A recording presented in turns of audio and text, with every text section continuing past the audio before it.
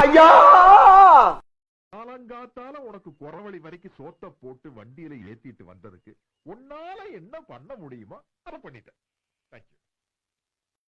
அழுங்க பாருங்க.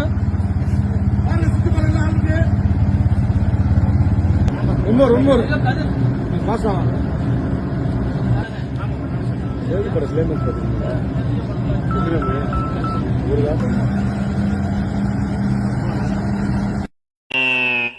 டேய், இவன் வேற என்னை ரொம்ப டார்ச்சர் பண்றான்டா.